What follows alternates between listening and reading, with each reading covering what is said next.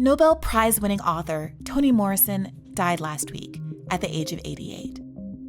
Novels like Beloved and The Bluest Eye established her as one of America's greatest writers, someone who captured truths about our broadly shared humanity without flinching away from the visceral specificity of the Black American experience. I'm thinking about Morrison this week, not just because of her passing, though, but because of her politics. Morrison didn't write in a vacuum. As an editor at Random House, she published Black radical activists like Angela Davis and Huey P. Newton. And importantly, for the purposes of this episode, she advocated for inclusion and solidarity in the context of the movements of her time.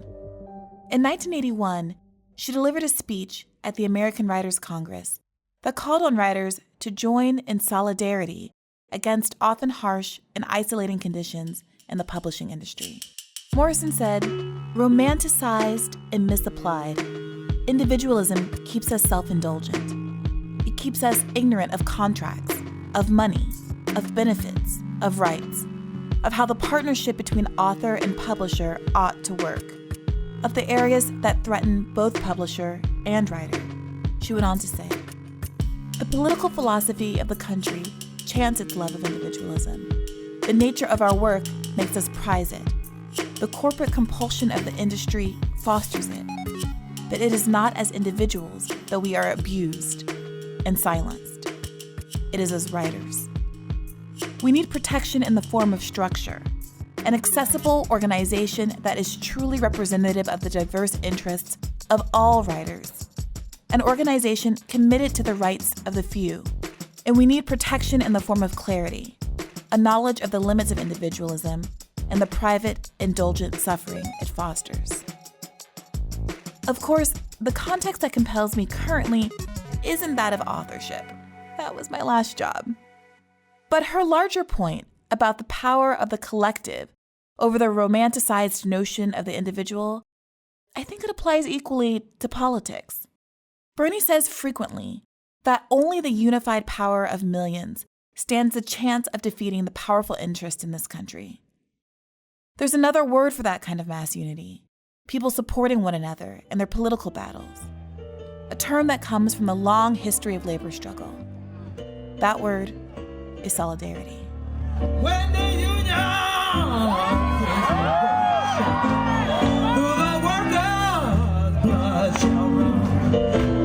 there can be no power greater anywhere beneath the sun. Yet what force on earth is weaker than the people? Just one, for it's the union, yes, the union makes us strong. Everybody sing solidarity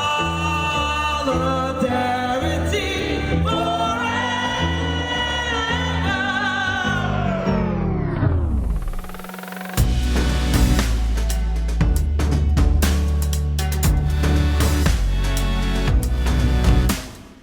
This is Hear the Bern, a podcast about the people, ideas, and politics that are driving the Bernie Sanders 2020 campaign and the movement to secure a dignified life for everyone living in this country. My name is Briahna Joy Gray, and this week I'm coming to you from campaign headquarters in Washington, D.C. This week is all about solidarity. I spoke to Princeton professor and author Keeanga-Yamahtta Taylor about what solidarity and intersectionality have to say to one another, and how we can build a movement that joins together all the unique experiences of oppression that people face into an overarching fight for justice, rather than, to paraphrase Toni Morrison, suffer powerlessly as individuals. I want to recognize that, in some ways, Americans feel more splintered and atomized than ever. The right has turned terms like identity politics and intersectionality into public enemy number one, claiming that the left is all about creating hierarchies of oppression that void the experiences of straight white men. And if you spend any time on Twitter, it seems like some liberals have a weirdly similar understanding of intersectionality, that It's about who has a right to speak rather than the value of hearing about all of our differences. But Dr. Taylor, a professor of African American studies and, crucially, a leftist, is somewhat of an expert on the intended meaning of those terms and wrote about them in a 2017 book called How We Get Free, all about the women who coined them. In the mid to late 1970s, a small group of radical Black women began to organize in Boston under the name the Combahee River Collective. This small collective of women who called themselves the Combahee River Collective after Harriet Tubman, who performed a raid at the Combahee River in South Carolina that freed over 700 slaves, which is important in and of itself as a statement that they saw themselves as fusing radical politics with activity, that they weren't just a talk shop, if you will. The group is best known today for its Combahee River Collective statement, which coined the term identity politics and called for the development of integrated analysis and practice based upon the fact that the major systems of oppression are interlocking. So, in layman's terms, they felt that neither white-led feminism or male-led Black liberation movements could adequately speak to their own unique experiences as Black women. Later in the 1980s, Kimberly Crenshaw coined another term for a similar concept, intersectionality. The idea remained largely the province of academics and activists until, just in the last few years, it suddenly became a topic of debate in presidential politics and right-wing news sources. Back then, sexual politics seemed more important than race politics, and now it's the other way around. It's the never-ending car crash of intersectionality. You see, your opinion only matters relative to your identity and where that identity ranks on the hierarchy of intersectionality. Intersectionality is a form of identity politics in which the value of your opinion depends on how many victim groups you belong to. So, unsurprisingly, Tucker Carlson and Ben Shapiro are wrong. Intersectionality is merely a term for the reality that who we are affects the lens through which we view things. Much the same way an architect might view New York City buildings differently than a layman or someone from a small town, one's experiences as a man or a straight person or an able-bodied person or even someone from the South might affect one's perspective. Pretty uncontroversial, right? So why does this pretty self-evident concept matter? Well, movements which fight for rights for large umbrella groups haven't always appreciated that some of their members have concerns that aren't well represented among the whole. Think of it this way. You can imagine how a wealthy white gay man might have different political priorities than a low-income Black trans woman, even though they both fall under the broad umbrella LGBTQIA. Their priorities for the former might lean toward issues like social acceptance, media representation, or on-the-job discrimination, while the needs of the latter might include those things but extend more broadly, like, for instance, access to housing, healthcare, or employment. These women were asked to write a statement explaining their politics to other white feminists who had been organized through Socialist Feminist Collective.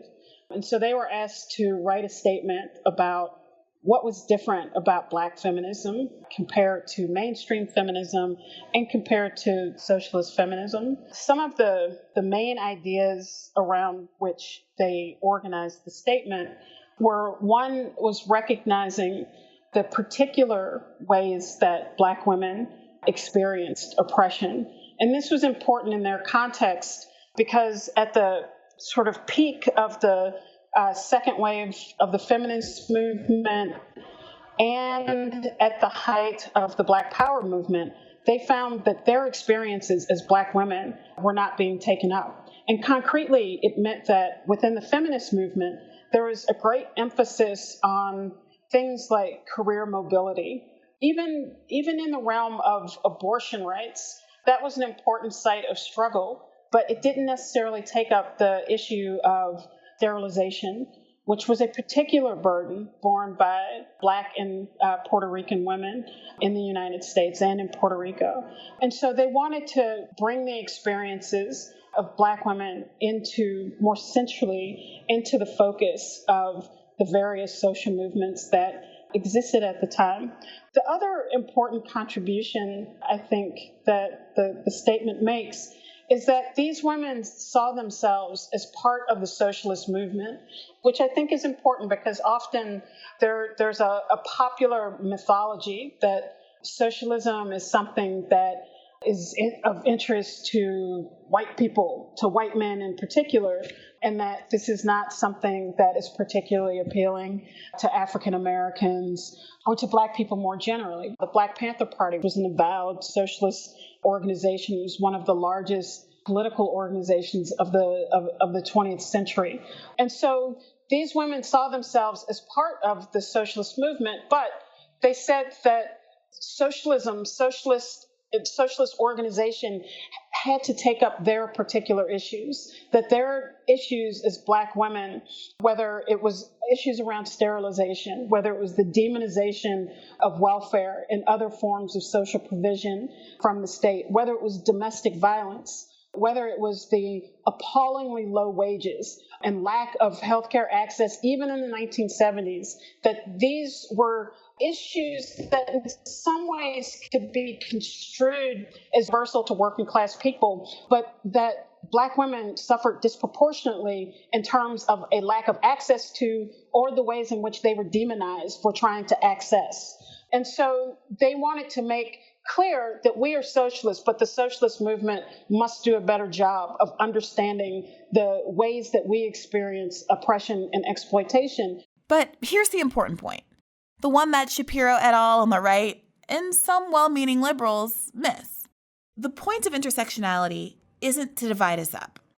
It's to provide a basis for mutual understanding, respect, and yes, solidarity.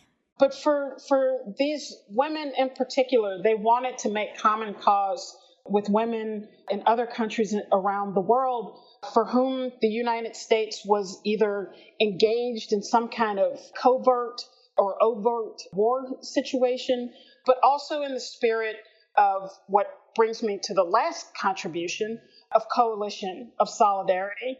And so this is a very important strain that runs through both their organizing but also their political commitments, was the understanding that in order for Black people to win, in order for Black people to successfully defeat the forces of oppression and exploitation, that they could not do that alone. Black people had to do that in coalition with other groups of people who either experienced some form of oppression themselves, or who understood the ways, even if they didn't experience that oppression, they understood that the oppression of African Americans, the exploitation of African Americans was central to holding together a system that did not serve them well either. And so a combination of those ideas in politics is what made the statement so powerful. What is important is the political legacy that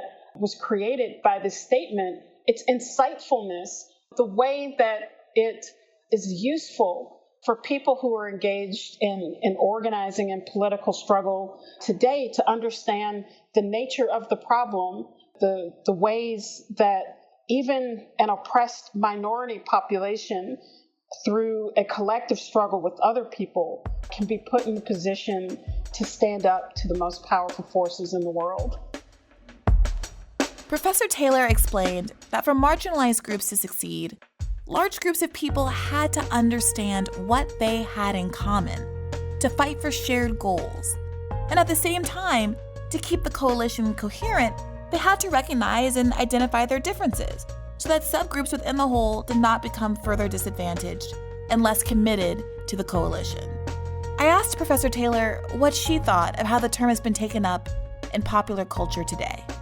Feel free to disagree with me, but from my perspective, it seemed to be adopted as a way to signal an understanding that there are different groups with different interests, but without the coalition building aspect. It was taken up as a way to say various groups have needs, but without the piece that says there are overlapping and intersecting needs that, if we identify that are shared, can form a basis for mutual for coalition building and kind of mutual support. And at the same time as that was happening, the right took that injection into the mainstream and said, oh, intersectionality is all just about pointing out that you're different from you and you're different from you. And everyone, there's like a hierarchy of oppression. And it's all the whole point of intersectionality is just to explain to me, a white man, why I don't have, why my problems don't matter.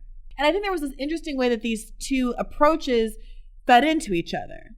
And I want to know what you make of how the mainstream, whether it's kind of the right mainstream or the left mainstream, is kind of talking about and perhaps misunderstanding what the underlying concept was all about today. I think that intersectionality as a concept, in some ways as a way of describing a social phenomenon, which is that, there can be multiple things happening at the same time that are worth paying attention to and not just reducing them to their lowest common denominator. But I think it became a way of, if you're more cynical about some of their motives, it's just almost a way of virtue signaling. We know that women of color use this term, and so we're going to use this term to show or demonstrate that we have some particular insight or relationship to Black women in particular. And so in this context, in the way that it's kind of bandied about as a shorthand, it really misses the power of understanding that the whole point of looking at the particularity of Black women's oppression is to gain insight into the depths of oppression and exploitation in capitalist society, in U.S. society, which is intended to signal to us the depths of organizing and social transformation that need to happen to attend to that. She noted that one significant omission that is made in the intersectionality analysis, as it's used popularly today, is the role of class. This is a part of the national identity of the United States. We're a classless society. We're a society that is based on unfettered social mobility. All you have to do is work hard to achieve the American dream. The erasure of class and class difference has been a part of the ethos of the United States since its foundation. And so I think in some ways it matters who you're looking at and who you're talking to. For liberals, the issue is always about greater inclusion, that the problems in our society are rooted in exclusion, that if we simply integrate more people into the largesse of the United States, then everyone can benefit from that. And that doesn't allow for any interrogation of the institutions itself that are being argued that we just need to be absorbed into. And it's when you look at the institutions that you see the sharp class differences. And so there's a long history of class conflict in the United States. There's a shorter history of organizing on the basis of class as a central aspect of organizing as a way to initiate a process of social transformation.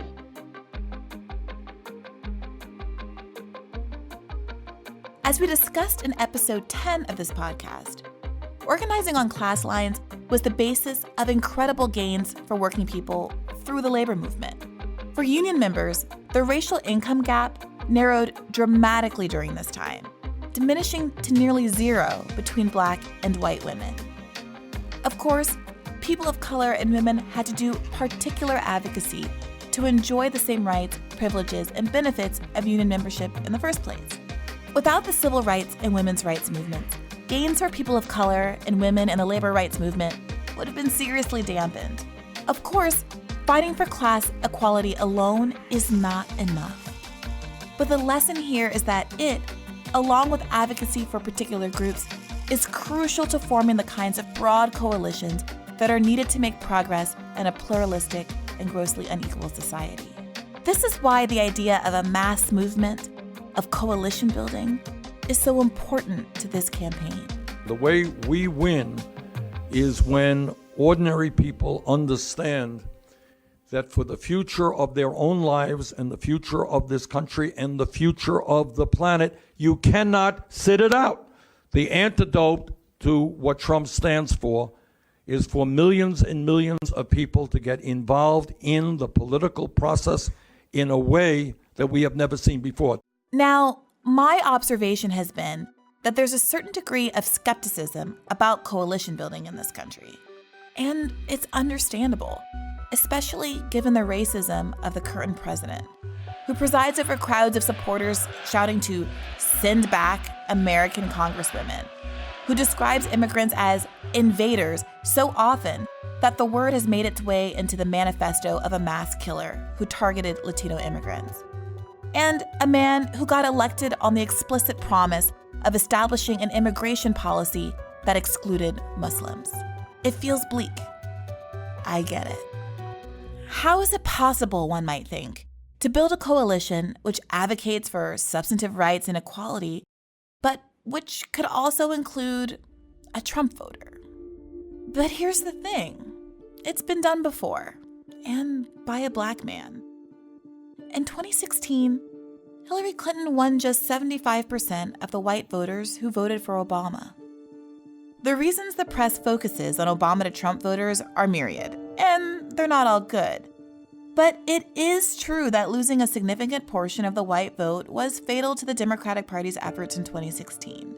And Obama was hardly the first person to successfully build a multiracial, progressive coalition, and to not do so by pandering to racism. Part of it is because we live in an abjectly racist and sexist society where people feel like the potential of solidarity doesn't exist. There are not very many examples outside of, oneself that you can point to, meaning successful social movements that have been able to organize on a multiracial, multi-ethnic, multi-gender basis. The result of part of that is that you think that it's not possible. And so you draw very different conclusions than the Combahee, who are organizing at a time where there's still the, politics of nationalism and separatism, but there are things that you can point to that show that multiracial organizing is at least possible, that solidarity between different groups of people from different countries, let alone different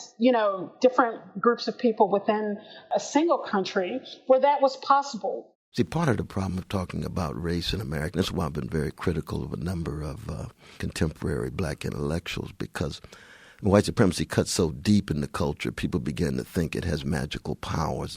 That's Dr. Cornel West, talking on the Joe Rogan podcast a couple of weeks ago.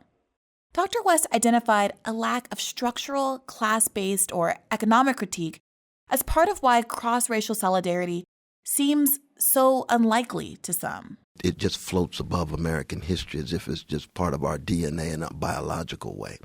But all conceptions of race in the modern world are grounded in predatory capitalism. So that the talk about whiteness and blackness becomes a way of rationalizing social structures like slavery and Jim Crow. And it has to do with trying to extract labor, resources. It's an attack on their humanity and identity, but it's tied to economic structure. So to talk only about race means we hide and conceal the social structures that are generating unbelievable suffering for everybody. Everybody. Here's Keeanga again. To me, it's not surprising in the early 70s that people were optimistic about this, because they had the example of the civil rights movement. They had the example of the anti-war movement. And it's not to say that these were movements in which the internal politics were not, that issues of racism and certainly sexism. I mean, this is part of the reason why the Combahee formed, because of sexism in the black movement and racism in the feminist movement. And yet, at the same time, I think in some ways, because of the vastness of the political struggle, that it wasn't just a couple of demonstrations here or a couple of demonstrations there.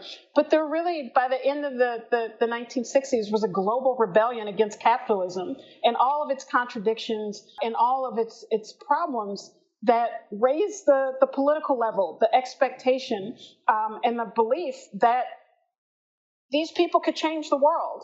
And so we don't have that. We are coming out of a complete destruction of the left. I mean, this is part of the legacy of the 1970s, is you get the utter destruction of the left. So you think about like the Black Panther Party, which argued a politics of interracial solidarity, right? We don't hate white people, we hate capitalism. And what happened to them? They were imprisoned, they were murdered, or they were hectored into exile. And that wasn't just for the purposes of revenge. It was because it was necessary to bury the legacy of that particular kind of political radicalism, which was not just about, I mean, there's a showy aspect of it, but it wasn't just about showing off. It was a politics that was much more ingrained in seriousness and understanding that Black people alone cannot liberate ourselves in this country. And so they buried that. And we are living with the consequences of the attack on the left at the end of the 1970s and 80s, in addition to the absolute gutting of people's lives in combination with that through the 1980s, through economic crisis, through mass incarceration. And for me, this is not hyperbole. This is why when you look at Ferguson, why did women play a disproportionate role? Because all the fucking men are either in jail or dead. The New York Times did a front page story on the missing men of Black America. And so this plays a great deal in whether or not, one, you think any kind of social change is possible. This is where the pessimism comes from. You've seen social annihilation, social obliteration. And so that is what a lot of this is rooted in, that we can't look to anyone else. We have to look to ourselves, because look at what has happened around us. And so that's when you need some sense of history and a connection to a different kind of past to think that a different kind of reality is possible, which is why I'm not pessimistic. And so there's a combination of understanding that we can't do this by ourselves. Latinx people can't do it by themselves. Trans women of color can't do it by themselves. LGBT people can't do it by themselves. And so all of these disparate groups exist in different ways of experience and oppression, exploitation. That is the basis upon which we have to argue for solidarity, on the one hand. On the other hand, and I talk about this in my Black Lives Matter book, that racism, for example, racism is Black people's problem, but it's Black people's burden, but it's also white people's problem. And what I mean is that if this government spends $80 billion a year maintaining a racist criminal justice system, that's not just Black people's problem, even though it disproportionately is, but it's white people's problem as well. And so that creates a concrete basis upon which ordinary white people have an interest in a system that does not invest $80 billion in keeping Black people in cages. Even though, yes, there are white people who are killed by the police, there are white people who are in prison, but they use the face of Black people to justify setting up that system in the first place. You look at immigration and the way that this country, the leaders of this country are normalizing caging people, imprisoning people, stripping people of any of their rights, stripping people of habeas corpus. This is about, it's about attacking people on the border, and it's about racism. It's also about normalizing this. And that's not just for the people on the border. That is for anyone who will dare to resist what the rich and powerful in this country want to do. In the same way that they had no problem attacking the mostly white encampments of Occupy protesters in the winter of 2012. They set the stage for that with the security state after 9/11. They set the stage for that by justifying the expansion of a security state through Islamophobia and racism. But they are willing to use it on white people who also dare to stand up at a moment's notice. And so this is why even when people experience different levels of oppression and exploitation, which is to say that it's not all the same, and in many ways, white people have advantages, obviously, in this country, but not so much that it's better to stay with the status quo than it is to organize with other people to create a different kind of society. Last week, Bernie Sanders also went on Joe Rogan's podcast. And some people on the left objected, as Rogan has hosted folks from across the ideological spectrum, including some folks on the right who have some beliefs which, shall we say, are not to my taste. But Rogan, a former MMA personality and comedian, attracts a large and ideologically diverse audience. His podcast is the most popular one in the entire country. And Bernie Sanders' episode is currently on track to be one of the most watched/listened to episodes ever, at 7 million views in just a few days. Even more important than the number of raw views, though, are the comments in the comment section. Now, you might have heard that YouTube comment sections can be brutal. They're anonymous spaces where folks routinely spew unfiltered racism, sexism, and hate. But the comments under Bernie's video? Well, here's a sample. James Wisrisk wrote, "I only agree with 24% of what he wants, but it weighs more than the other 75%. He has my vote." Another poster wrote, "I'm a right-wing liberal with plenty of libertarian values, but I like Sanders. He seems like he genuinely cares about the American people." Jeffrey Kramer posted, "All I ever knew about Bernie was what Rush and Fox say. The man's ideas aren't very frightening. I'm disappointed in myself for what I did to contribute to the fake news on him. I've never heard a politician speak and be real about everything. Everything." Another poster said, "Thank you, Joe, for making this happen. I was blindly gravitated toward disliking Bernie, but after watching this, I find myself agreeing with him with most of these problems.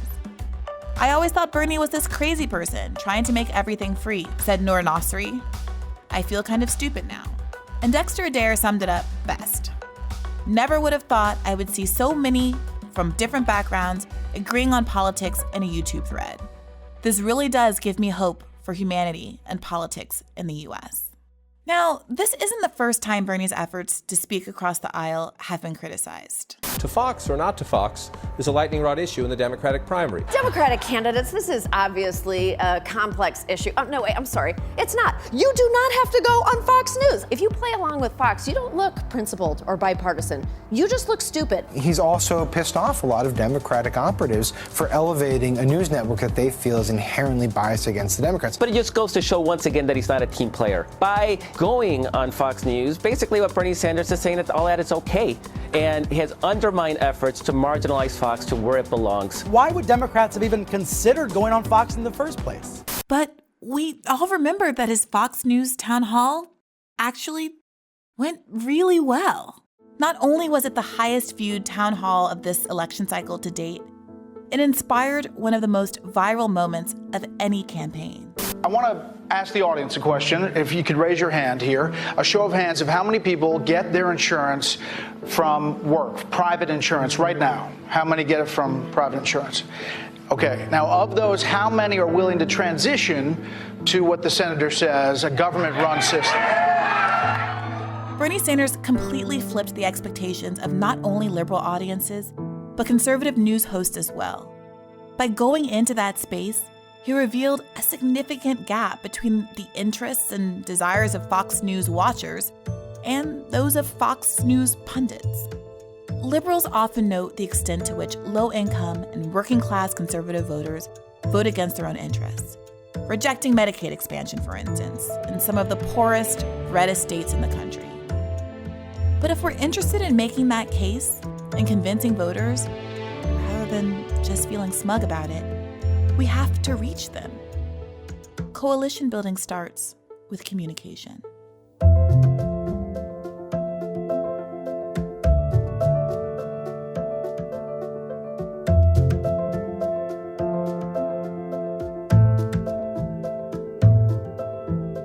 I understand why folks are skeptical of politicians who speak to audiences who, at best, ignored or at worst, embraced bigoted ideologies in the past.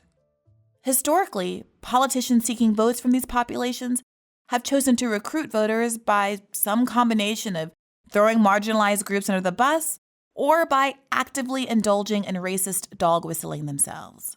Democrats, as well as Republicans, have advanced tough-on-crime policies, cut welfare, and threatened to cut Social Security, all in the name of courting some fictional middle. But that's not the only way. One is understanding that the relationship between Trump's fake populism, Trump's racist invective, the relationship between that and Trump's agenda. I don't think that they're separate. I think that the abject, explicit racism is connected, at least for him and the Republicans, with the ability to then deliver the largest tax cut to rich people in 2 generations. That it's connected to stacking the courts with right-wing judges. It's connected to this clear strategy of transferring wealth from the bottom of society to the top. I don't think that those things are disconnected at all. I think that they see them, that racism is the way for Trump and the Republicans to wage class warfare, and they've done it very successfully. I think that for our side, one, we need our side to be organized around clear, what for me are clear politics, which is that you can't win ordinary white working class people to this social democratic framework by ignoring race, and that you also can't win black people, black working class people. Most black people are working class. You cannot win them by also telling them to put their issues on the back burner because we're in a white majority country and we have to win those people over. You have to be able to articulate how these things are connected.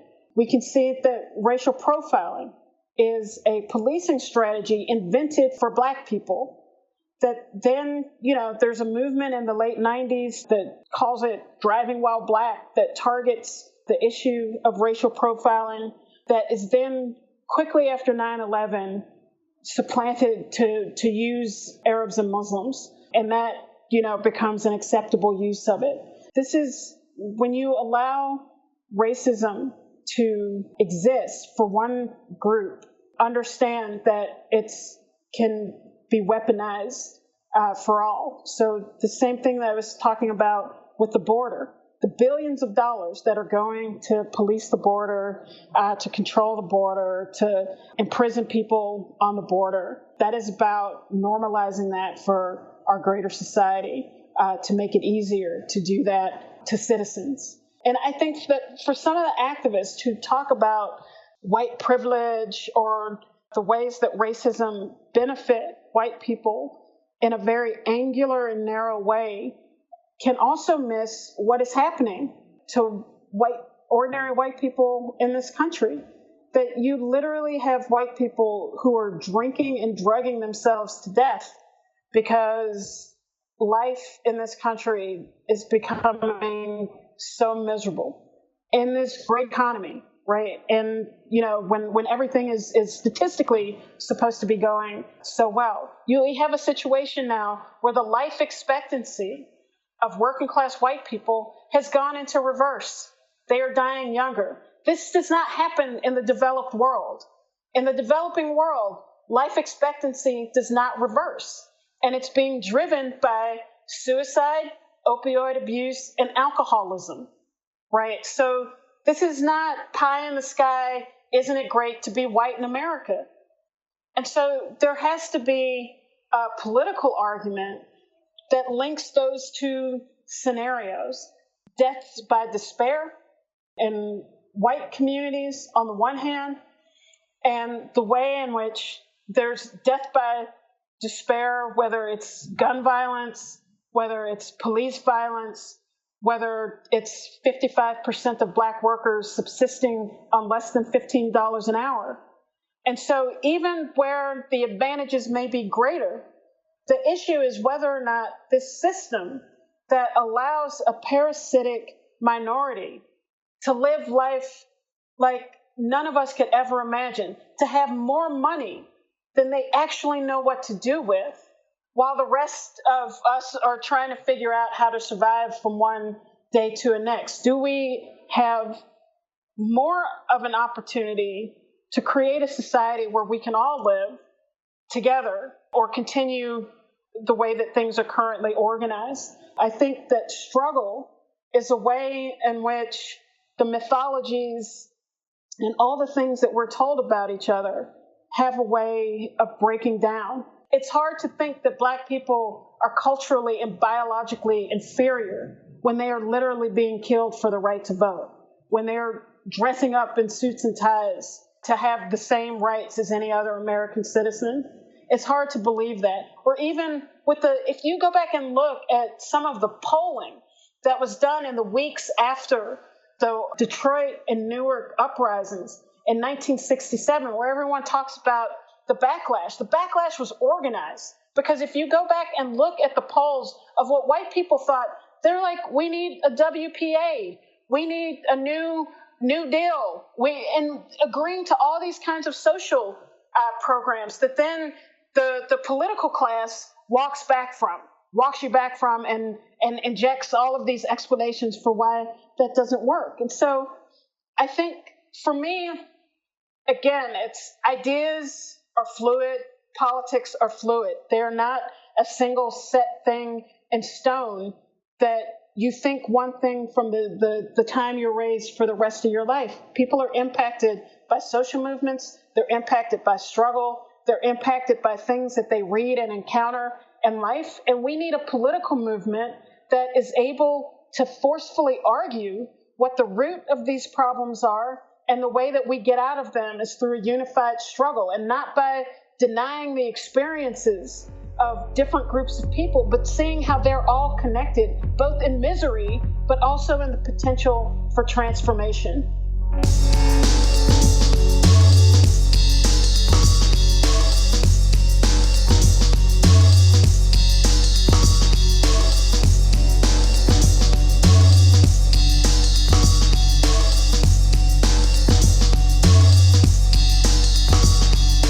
A politician willing to upset big money donors can attract voters who might not align on all issues by appealing to working class or low-income economic interests. There's a big difference between Bill Clinton courting white voters by attending the execution of an intellectually disabled Black prisoner and Bernie Sanders articulating what so many of us know, that Trump does not, in fact, represent the interests of the white working class.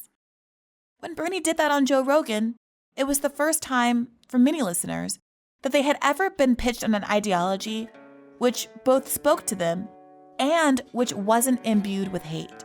It's the difference between pandering to racists and presenting a worldview which shows their concerns can be meaningfully addressed without resorting to bigotry at all. Solidarity, like intersectionality, doesn't require us to ignore real and important differences. In fact, articulating those differences can be part of an effort to help groups with different needs accomplish broadly shared goals by increasing the people power behind ideas. This is the work of this campaign. This is the spirit behind Not Me, Us. And this is why we're going to win.